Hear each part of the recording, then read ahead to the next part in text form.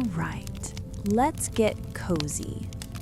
Tonight's story takes us way, way back. Before smartphones, before cars, before the United States was even a thought. We're in the late 1500s. Picture England. It's a country with a serious case of empire envy. Their big, flashy neighbor Spain is hauling mountains of gold and silver from the New World, and England is just watching from the sidelines, eating a very plain potato. They want in on the action. But where to start?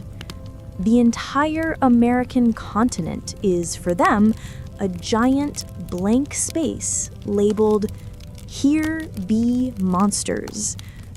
It's equal parts terrifying and unbelievably exciting. It's the ultimate mystery box.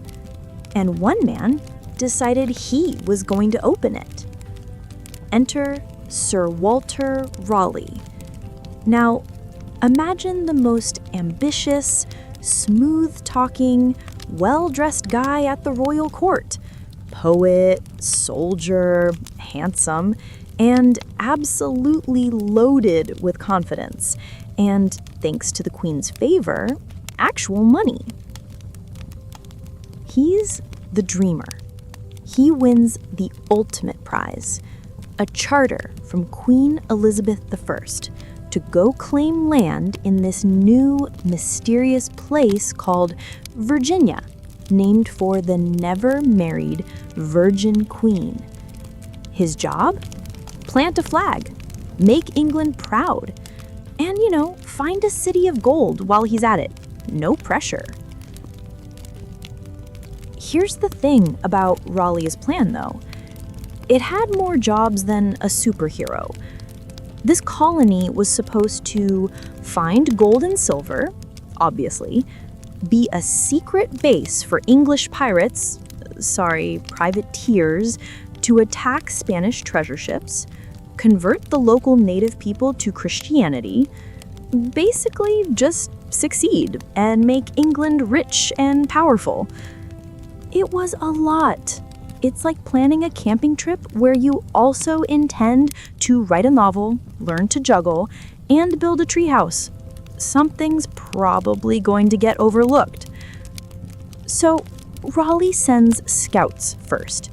In 1584, two captains, Philip Amatus and Arthur Barlow, sail across the Atlantic. They land on the outer banks of what's now North Carolina, and they send back the most glowing 5-star Yelp review you can imagine. They rave about the goodliest land under the cope of heaven.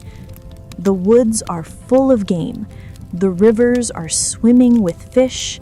They meet the CROATOAN people, led by a chief named Wingina. Barlow writes that the natives are the most gentle, loving, and faithful. They trade, they share meals. It's all going wonderfully. They even bring back 2 CROATOAN men, Monteo and Wanchase, to London as translators and living proof of how amazing this new world is. London is buzzing. This Virginia place sounds like paradise. Raleigh gets the green light for a real colony.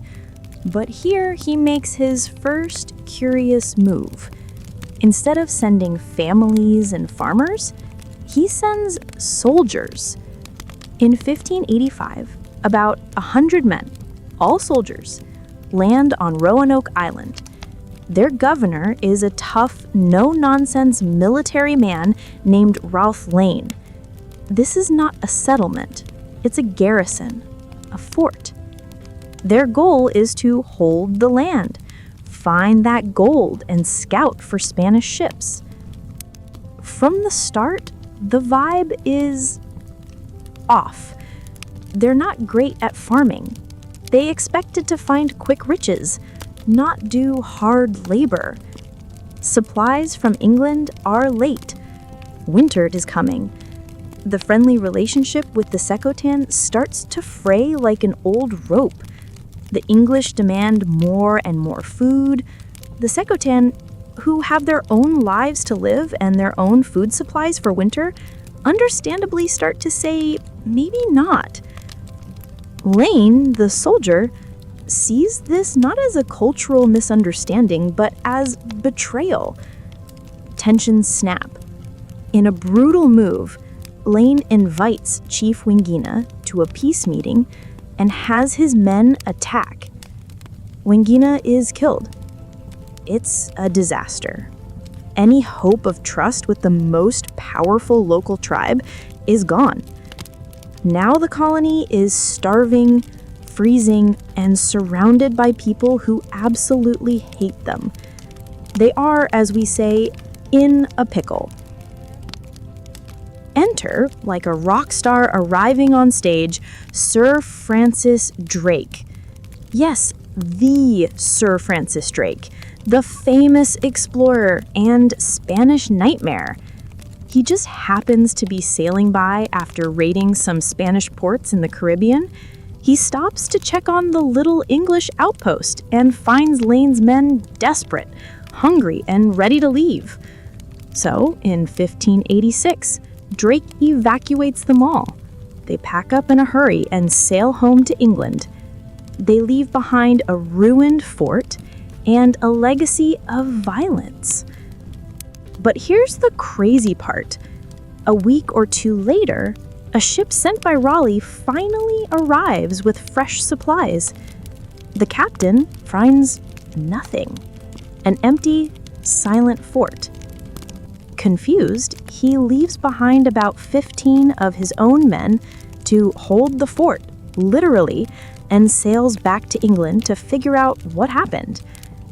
Those 15 men, they vanish from history. Poof. When our main story starts, they're already a ghostly footnote. So, let's set the stage. It's 1587. Roanoke Island is a place with very bad memories. The local tribes are rightfully suspicious and angry. The land itself is beautiful, but the welcome mat has been well and truly burned. And this is exactly where Sir Walter Raleigh, the dreamer, decides to try again. But this time, he's going to send a different kind of group. Not soldiers, but families. Men, women, and even children. People who want to build homes, not just forts. He's going to try and plant a real community in soil stained by mistrust and violence. What could possibly go wrong? So, the soldiers' mission was a bust. A violent, hungry, failed bust. You'd think that would be the end of the story, right? Time to cut losses and try somewhere else. But Sir Walter Raleigh wasn't a quitter.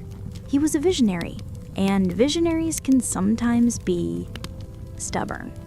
He looked at the disaster on Roanoke and thought, you know what that place needs? Not fewer people, more people. And not soldiers, families.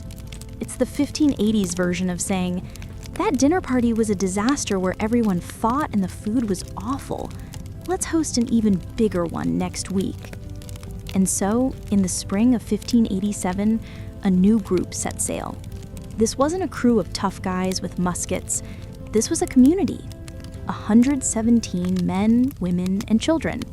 Farmers, carpenters, blacksmith, everyday folks. They weren't there to raid Spanish ships or hunt for gold mines. They were there to live, to build homes, plant gardens, and start a new life. It was a huge gamble with the highest possible stakes, their futures. Leading them was a different kind of man, Governor John White. If Ralph Lane was a hammer, John White was a paintbrush. He was an artist, a really good one. He'd been on the earlier trip and had made these beautiful, detailed watercolor paintings of the plants, animals, and people of the region. He wasn't a blustering courtier or a hardened general. He was a grandfather. His daughter, Eleanor, was on the ship with her husband, Eleanor Dare. John White was leading his own family into the unknown. After a long, rough voyage, they finally saw the sandy banks and pine forests of the New World. But immediately, things went a little sideways. Their original plan, approved by Raleigh himself, was to sail north to the Chesapeake Bay area. It was supposed to be a better harbor, richer land, a cleaner slate. But their ship's captain, a guy named Simon Fernandez, was difficult. He was a brilliant sailor, but also a privateer at heart, impatient and maybe a little shady. As they neared Roanoke Island, he basically announced, "All right, everyone out. This is your stop." The colonists were confused. "This isn't the plan," they said. Fernandez shrugged. The summer was getting on, he had other more profitable, piratical things he wanted to do, and he wasn't sailing one more mile. So on July 22nd, 1587, with grumbling hearts, the 117 settlers landed right back at the scene of the first crime, Roanoke Island. Their first task? Check on the old fort from Ralph Lane's time. Maybe salvage some supplies. As they walked through the overgrown paths, the mood was hopeful. Then they found it. Not supplies. A single, silent warning. A human skeleton, picked clean by animals and weather. One of the 15 men left behind 2 years before. Talk about a bad first impression. Welcome home, here's a ghost. But they had no choice. This was home now. They got to work repairing the old fort and building small cottages inside its walls. They met the one friendly face in the region, Manteo. Remember him? The CROATOAN man who had gone to London. He'd returned and was their ally, acting as a translator and guide. His people, the CROATOANs, lived on an island to the south, called, wait for it, CROATOAN. They were generally friendly. The other major local group, the CROATOANs on the mainland, yeah, they remembered the English. Specifically, they remembered Ralph Lane killing their chief. They were not fans. Here's where John White, the gentle artist governor, made a fateful mistake. Trying to reestablish dominance and maybe get some payback for the old skeleton, he ordered an attack on a CROATOAN village. It was a mess. In the fog of confusion and bad intelligence, they ended up attacking a group of friendly CROATOANs by accident. Then, when they finally found some CROATOANs, they killed a chief who was actually open to talking. It was a diplomatic catastrophe. In one move, they deepened the hatred of the most powerful local tribe and shaken the trust of their only allies. The walls of their little fort weren't just wood anymore. They were a barrier between them and a very angry, very large continent. But life, stubborn thing that it is, goes on. On August 18th, 1587, a tiny beacon of pure hope arrived. John White's daughter, Eleanor Dare, gave birth to a healthy baby girl. They named her Virginia Dare, the first English child born in the Americas. Think about that moment. In that tiny, vulnerable settlement, surrounded by fear and uncertainty, there was new life. She was a living symbol of their commitment. We are here to stay. We are planting a seed. That seed, however, needed a lot of help to grow. Supplies were running low. The mood inside the fort was turning from hopeful to anxious. The CROATOANs were a constant, threatening presence just across the water. The colonists held a meeting and came to a tough, heartbreaking decision. They needed more help, more supplies, more everything from England. And they needed a person of stature to go get it. They begged Governor John White, the grandfather, the leader, the one with connections. to sail back across the Atlantic and be their lifeline. He resisted fiercely. He didn't want to leave his daughter and his newborn granddaughter. This was his family. But the entire colony pleaded with him.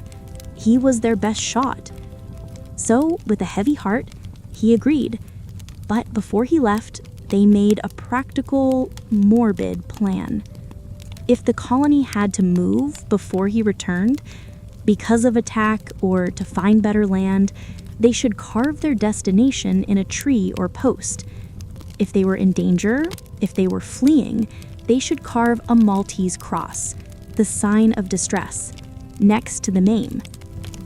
White kissed his daughter and his tiny granddaughter goodbye.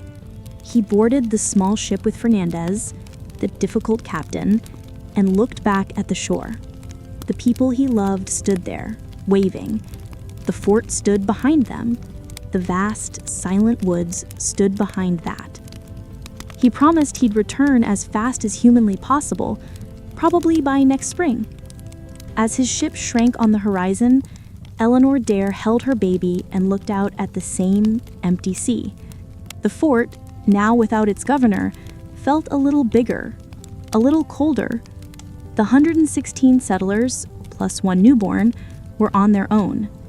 They had each other, they had their determination, and they had 3 months' worth of supplies in a world that was, at best, indifferent, and at worst, openly hostile. John White's voyage back was swift, but the world he returned to in England was about to catch on fire, trapping him in a nightmare of delay and frustration. And back on Roanoke, the seasons were turning. The story of the colony was just beginning, but the chapter the history books would remember was already being written, one quiet, uncertain day at a time. So picture Governor John White on that ship, heading back to England in the fall of 1587. He's heartsick, leaving his family behind, but he's also driven. He's got a mission: get supplies, rally support, and turn right back around. A quick round trip. Maybe he's even planning what toys he'll bring for little Virginia when she's a toddler. He makes excellent time landing in England that November. He's ready to shout the colony's needs from the rooftops. But history, it seems, has other plans. Big, noisy, world-changing plans. Because while White was away, England and Spain had decided to stop their Cold War and start a very hot one. They were gearing up for the mother of all naval battles, the Spanish Armada. King Philip II of Spain had assembled a gigantic fleet, over 130 ships, nicknamed the Invincible Armada.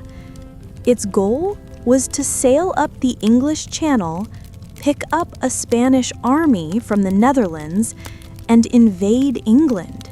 It was an existential threat. The whole country's survival was on the line. You can imagine John White running from government office to wealthy merchant's house, pleading, "I just need 2 small ships, some nails, some seed, some goodwill." And everyone's response is basically, "Are you insane? Look at the horizon. We need every piece of floating wood we have to fight the Spanish." His tiny personal mission was instantly swallowed by a national crisis. Every ship, every sailor, every cannon was commandeered for the war effort. White was stuck. He had to wait.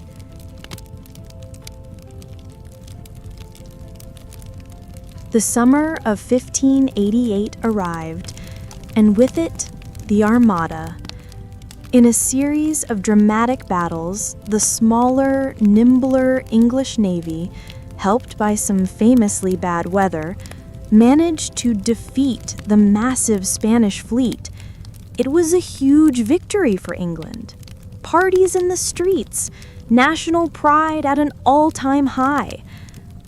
John White must have watched the celebrations with a knot in his stomach.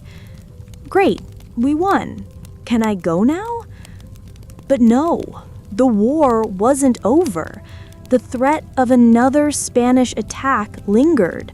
All the ships were still tied up in military patrols, or were off privateering, attacking Spanish treasure ships, which was now basically a patriotic duty, and a very profitable one. No one was interested in funding a risky resupply mission to a swampy island across the ocean when there was Spanish gold to be grabbed closer to home. 1 year passed, then 2. Let's just pause and think about that. 2 years. What was happening back on Roanoke Island during that time? We have to imagine it, because no letters were sent, no messages got out. It's a total black box. But we can guess. Spring 1588 comes. No John White. The supplies are gone. They've eaten the last of the English wheat. Now it's about survival. They must learn fast from the people who know the land, the Native Americans. But their relationship with the nearby CROATOANs is broken. Maybe they tried to trade with the friendly CROATOANs out on Hatteras Island. Maybe they send envoys. Maybe they learn to fish different ways, to hunt local game, to identify edible plants. Leadership likely falls to White's son-in-law, Eleanor Dare, and a few other prominent men. Do they stay huddled in the fort, fearing an attack? Or do they venture out, trying to make contact, to integrate? Do arguments break out? Factions? One group saying, we should move south to live with Manteo's people, and another group saying, we should try for the original plan, the Chesapeake Bay, and a third saying, we should just wait right here. He promised he'd come back. Summers are hot and buggy. Winters are cold and damp. Children grow.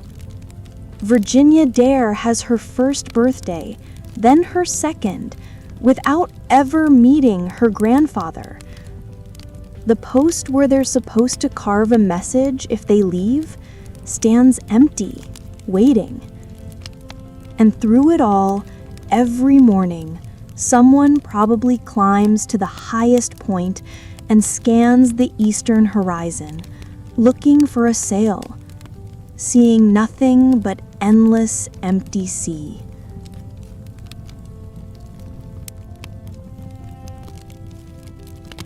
Back in England, John White is going out of his mind.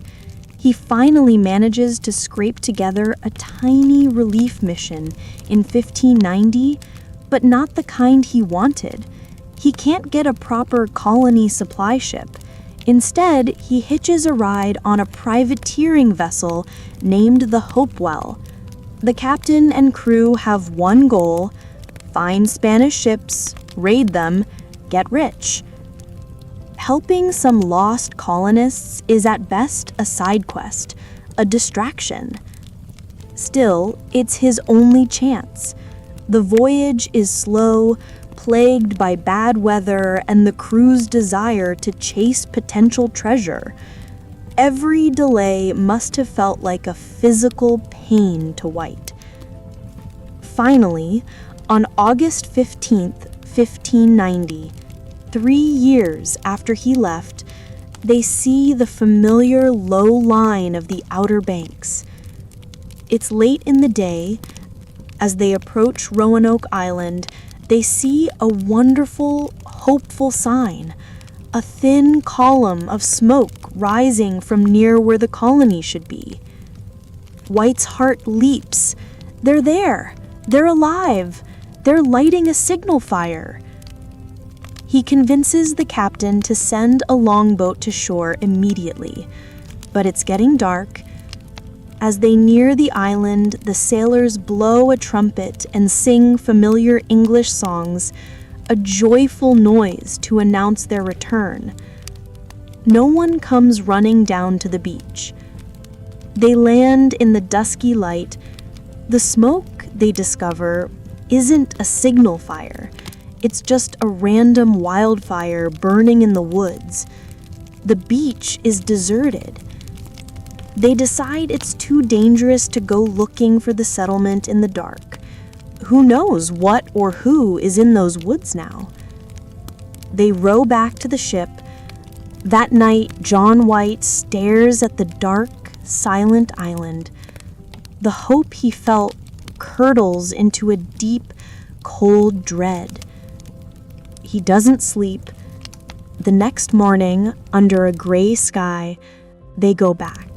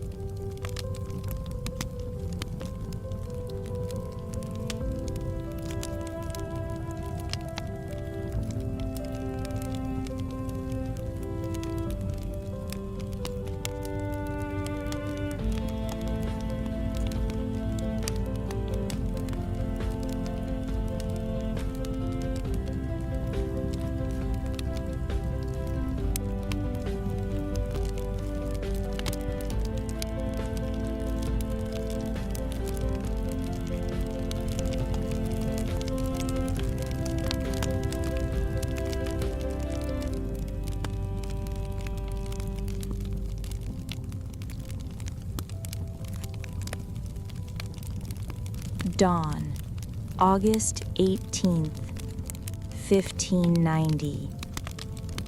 3 years to the day since his granddaughter, Virginia, was born. John White steps back onto the shore of Roanoke Island. The privateers from the Hopewell are with him, armed and wary. They move inland, following the overgrown path toward the settlement. The silence is the first thing they notice. Not a peaceful quiet, but a heavy, complete absence of sound. No axes chopping, no children laughing, no voices. They break through the tree line into the clearing where the fort was. And they stop. The settlement is gone. But not destroyed. That's the crucial, chilling detail.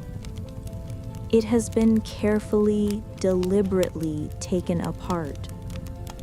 The small cottages inside the fort's walls have been dismantled, not burned, not smashed, taken apart, as if the logs and thatch were valuable materials to be used elsewhere.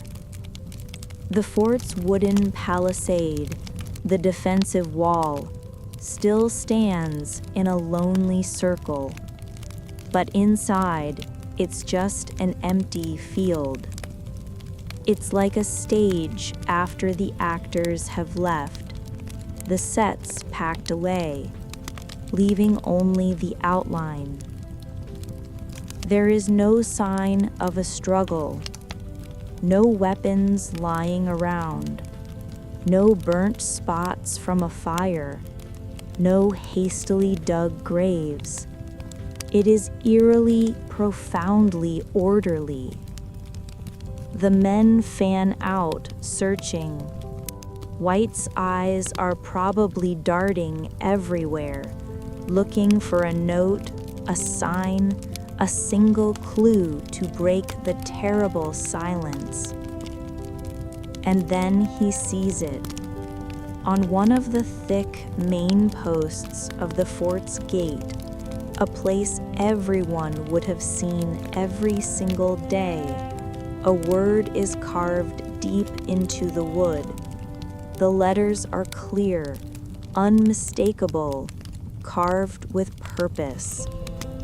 CROATOAN. Just that one word. A little farther off, on a tree near the shoreline, they find another carving, just the first 3 letters, CRO. John White later writes that when he saw this, his heart lifted. He felt relief, not fear. Why? Because this was following the plan. Remember, they'd agreed that if the colony had to move, they would carve their destination. And CROATOAN was the home of their ally, Manteo, and his people. It was an island about 50 miles to the south, modern-day Hatteras Island. There was no Maltese cross, the distress signal.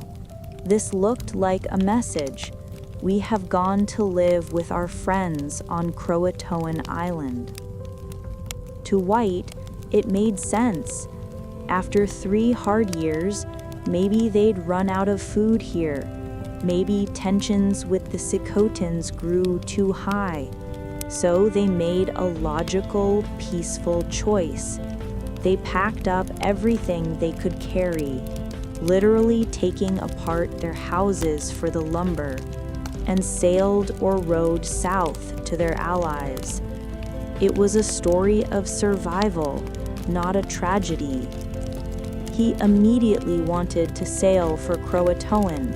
He was sure he'd find them there, settled in, maybe a little thinner, a little tougher, but alive.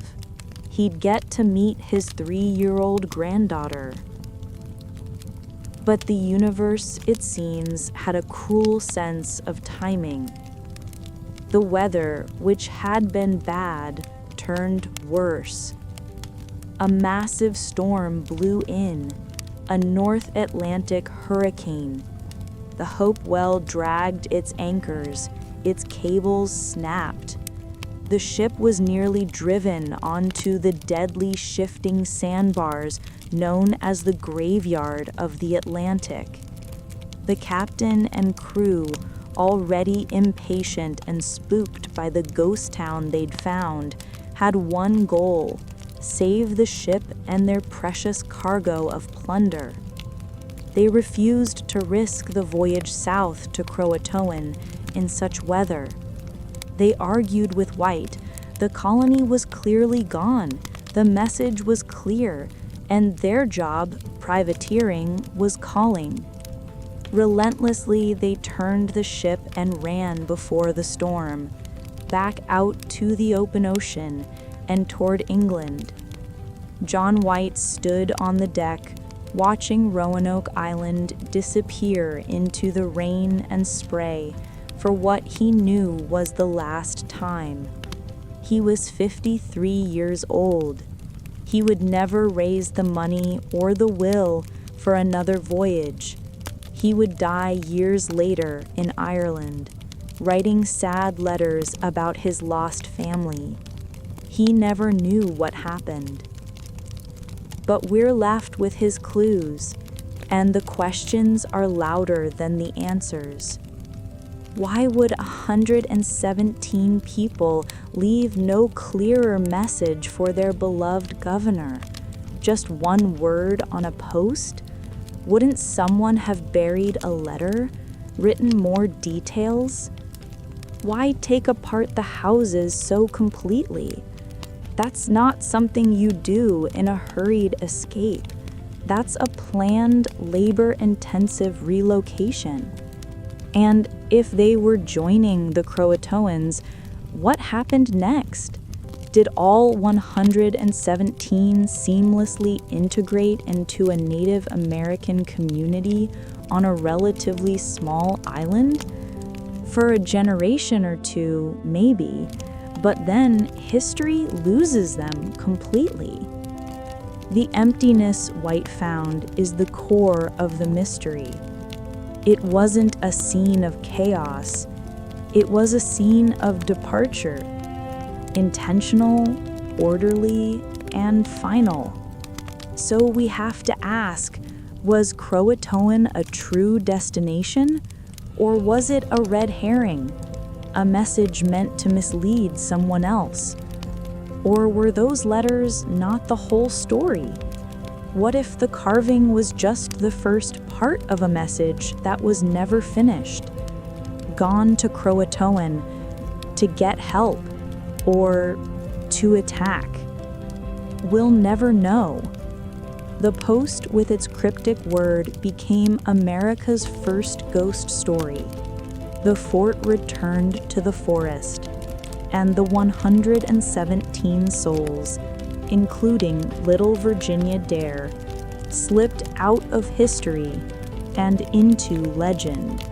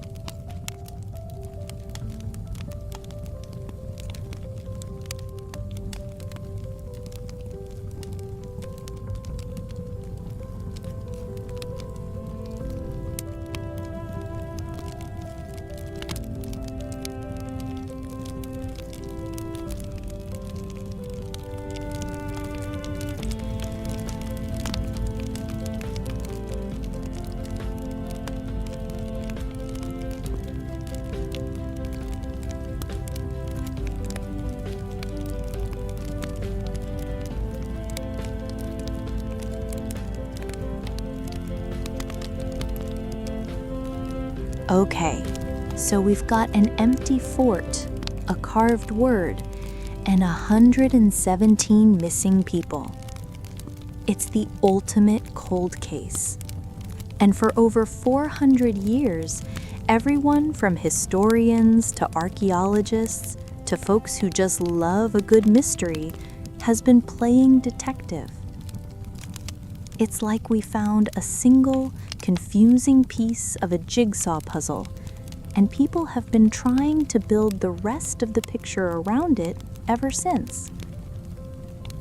Some of the guesses are pretty logical. Some are, well, let's just say they're more exciting. Let's put on our detective hats and walk through the main theories. Theory number 1, the integration theory. They joined the neighbors. This is the most popular and honestly the most comforting theory. It's what John White hoped. The colony, facing hunger and a tense standoff with the CROATOANs, simply moved in with their allies. They went to CROATOAN Island, Hatteras, and over time blended in with Manteo's people. There's some pretty compelling whispers in history that support this. Years later, in the 1600s, when English settlers finally put down roots for good in Jamestown, they heard stories. Captain John Smith, of Pocahontas fame, heard from Powhatan chiefs that people wearing English clothes and living in English-style houses were seen far inland. He even heard a darker rumor that Powhatan himself, to secure his power, had wiped out a group of white settlers years earlier. Then there are the tales of gray-eyed Indians. Later settlers and explorers reported meeting Native Americans along the North Carolina coast who had gray or blue eyes, lighter hair, or spoke English words. They claimed their ancestors could talk in a book, meaning read. The most famous group is the Lumbee tribe of North Carolina, who have a strong oral tradition of mixed ancestry and appeared in the historical record with English surnames and knowledge of Christianity long before sustained contact. This theory says the colonists didn't vanish, they were absorbed. They married into Croatoan society, their children were mixed heritage, and within a generation or two, they just became part of the community. It's a story of survival through adaptation. Theory number 2, the move and die theory. The Chesapeake Gambit. This one argues the colonists tried to be more ambitious. Maybe they looked at the crow carving and thought, what if this isn't the destination, but the direction? What if we're supposed to meet them somewhere past Croatoan? Remember, their original plan was to settle on the Chesapeake Bay. So perhaps they built small boats and tried to sail north to their intended home. It's a tough journey. If they made it, they would have landed in the heart of the powerful Powhatan Confederacy. And the Jamestown settlers later heard Chief Powhatan claim he had slaughtered a group of white people to the south. Was this the Roanoke colonists? If so, Croatoan wasn't a final answer, but a tragic midpoint in a journey that ended violently. Theory number 3, the simple disaster theory. Maybe the answer isn't a grand adventure. Maybe it's simple, brutal bad luck. A hurricane could have wiped out the whole settlement on that exposed island. Or a disease could have swept through. But here's the problem. That doesn't explain the orderly scene. A storm leaves wreckage. A plague leaves bodies. White found neither. and it definitely doesn't explain the carved message, so this one feels incomplete. Theory number 4, the Spanish boogeyman. The Spanish in Florida knew about the English colony and saw it as a threat. They actually sent a ship to find and destroy it in 1588, but their captain reported that by the time he got there, the colony was already abandoned. So while they were a threat, history seems to have ruled them out as the direct cause of the disappearance. Now let's talk about the wilder stuff, the X-Files section of the theory board. There's the legend of the Dare stones. In the 1930s, a bunch of rocks surfaced, supposedly carved by Eleanor Dare herself. They told a dramatic, soap opera story of travel inland, attacks, and death. Most were quickly proven to be clever hoaxes, but a few of the first ones found still make some historians scratch their heads. They're almost certainly not real, but boy, do they make a good story. Then there's the "they all went to Cornwall" idea. Just kidding. But people have suggested everything from sea monsters to alien abductions. When history leaves a blank, imagination rushes in to fill it. So with all these theories, why don't we just know? Why hasn't archaeology solved it? Well, people are trying. They've dug at the Fort Raleigh site for decades. They found stuff, a gold ring, English coins, parts of guns, but nothing that screams, 117 people died here, or 117 people packed this to move. The search has expanded to Hatteras Island, CROATOAN, where archaeologists have found some intriguing Elizabethan artifacts mixed with Native American items, a sign of trade or cohabitation. There's even a high-tech theory that the colony moved inland to a site called Site X on John White's own maps. Some digs there have turned up maybe something, pottery fragments. It's all tantalizing, but not a smoking gun. And that's the thing about a 400-year-old mystery. Evidence rots, wood decays, stories get twisted. The truth is probably messy, a combination of theories. Maybe part of the group went to CROATOAN. Maybe another part tried for the Chesapeake and met a bad end. Maybe they splintered into several smaller groups.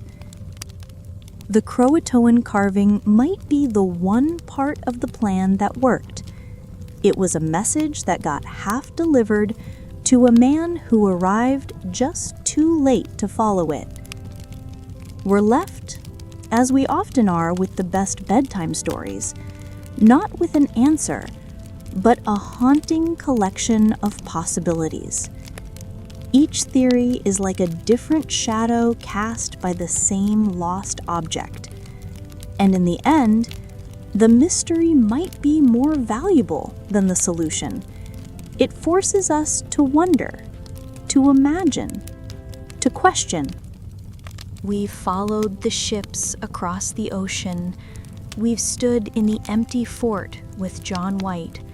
We've sifted through the theories. But before we close this book, there's one last question, maybe the most important one. Why? Why does a story about 117 people who went missing over 400 years ago still grip us? We'll never meet them. We'll likely never find a journal under a tree root that explains it all. So what is it about the lost colony that just sticks? I think it's because this isn't just a history mystery, it's America's first ghost story. And ghost stories aren't about the dead. They're about the living. They're about the empty spaces we can't explain. First, think about the people. For a long time, history was about kings and queens and generals, but Roanoke is a story about regular people, a grandfather, a new mom, a blacksmith, a farmer, a child. They weren't seeking glory, they were seeking a home. That makes their vanishing feel personal. It could have been any of our ancestors. It's a story of a hope so fragile, the wind just took it. Then there's that word, CROATOAN. It's a perfect, maddening clue. It's specific enough to mean something, but vague enough to mean everything. It's not a dramatic last stand. It's a whisper, a single word left on the mantelpiece. It's the ultimate note left on the fridge mystery. Gone to CROATOAN. Back, maybe never. It drives the logical part of our brains absolutely crazy. But beyond the clues, this story holds a darker, deeper echo. The Lost Colony sits right at the fork in the road of American history. It represents the path not taken. Think about what came after. Jamestown in 1607, then Plymouth in 1620. Those colonies survived, but their stories with the native peoples were largely stories of conflict, displacement, and tragedy. It's a painful, well-known narrative. But what if Roanoke had succeeded through integration? What if the story of America's founding wasn't just separation and conquest, but also, in this one little instance, blending and adaptation?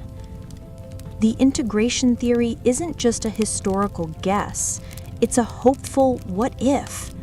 It suggests a possibility for a different kind of relationship that was, for the most part, tragically lost. The colony's disappearance symbolizes that lost chance itself. The story also holds up a mirror to our own fears, the fear of being abandoned. John White, forever looking back at the empty shore, is every parent who has ever felt helpless. The fear of getting lost. The colonists swallowed by the immense ancient forest are all of us who have ever felt small in a world too big to understand. And then there's Virginia Dare, the first English child born here. In stories, she's often turned into a mythical figure, a white doe, a ghost, a symbol of purity lost in the wilderness. She stopped being a real baby and became a legend. She represents the future that was born here but never got to grow up. She's America's earliest what might have been. So what's the truth? The honest answer is, we'll probably never know. And perhaps in a strange way, that's for the best. A solved mystery is a closed door. An unsolved one is a room we can keep imagining. Every historian with a new map, every archaeologist with a shovel, every kid reading about it for the first time gets to step into that room and wonder. The colony didn't just vanish from an island. It vanished from the written record, but it didn't vanish from the land or from the stories passed down through generations of other peoples or from our imagination. Today, you can visit Roanoke Island. You can stand at the Waterside Theater where they perform the Lost Colony drama every summer, America's longest-running outdoor symphonic drama.